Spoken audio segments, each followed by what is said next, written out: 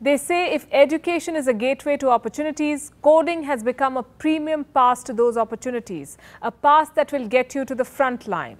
But at what age should you learn how to code? If your answer is 4, 5 or 6, an age where children are still learning how to spell simple words, then bear with me, for I have an unpopular opinion to share today. Hello and welcome to Gravitas Plus. I'm Palki Sharma Upadhyay and I have a question to ask of you. Do children really need to learn coding?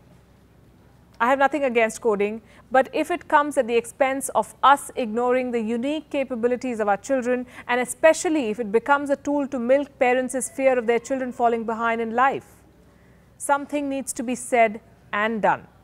Our story begins in July 2020. This is when the Government of India introduced a new education policy. The new rules made it mandatory for schools to include coding in the curriculum starting the 6th standard. Let's first understand what coding is. What is coding? It's writing the language of software.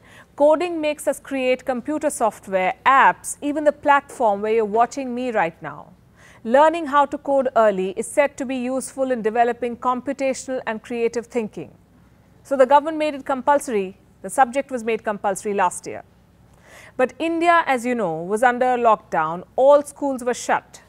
So numerous learning platforms began appearing online. Stay Curious, Codingle, Techie, Code Young. You may or may not have seen their ads, but there's a fat chance you missed this one.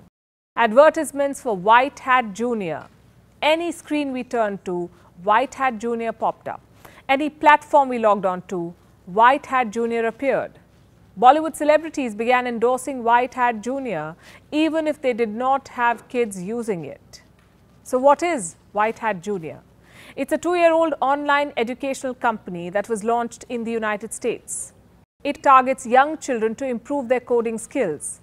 Last year, White Hat Junior was bought by Byju's, a Bengaluru-based edutech unicorn, which is perhaps the world's biggest edutech company.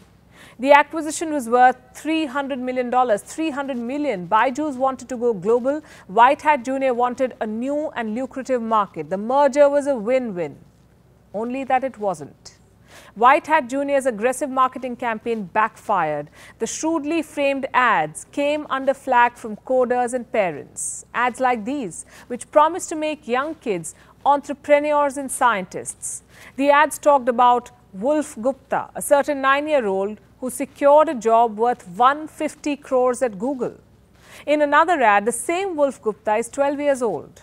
In yet another, the age was 13. It did not take long for people to realize what was happening here. Wolf Gupta did not really exist. The name, the age and the money was just meant to tap into the deepest fear of parents. Make children learn coding or they will be left behind. Enroll your child or he or she will miss out on a lucrative career. The Advertising Standards Council of India received 15 complaints against 7 such ads. It found 5 of these ads in potential violation of its codes. It forced White Hat Junior to take them down. Multiple exposés followed, multiple YouTube videos that busted the sham. White Hat Junior soon became one of the most criticized companies on the internet. But that did not do enough to change the minds of many. Most parents are still spending a fortune on crash courses that promise the moon. Courses that promise to make their children superstars like these. A 10-year-old who created a safe zone app for children. A 7-year-old who created a sign language app. A 9-year-old who created an anti-bullying app. And an 11-year-old who created a med maze app. This is from White Hat Junior's website. Now do me a favor, search for these apps on the App Store and see for yourselves how many downloads they have, how many critical reviews do they have, and the names of the companies they're actually registered in. You'll know what the reality is. And now look at how much they're charging. The most expensive package is 99,000 Indian rupees for 144 classes, 99,000 rupees. That is 3 times the average monthly salary of most Indians. The promise is you spend 99,000 rupees and your child will rake in crores.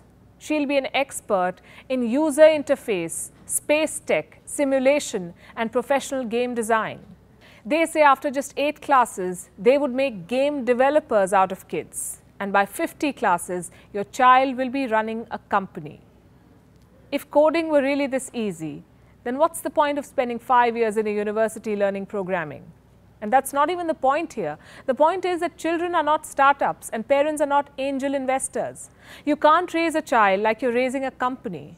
Yes, coding may be essential to make your child ready for the future. Yes, it may contribute in developing computer literacy among children. It may help them make the most of technology, but at what cost? By making children hunch to computers for hours every day, by making them the exact clones of one another. Not only is this depressing, it's unfortunate.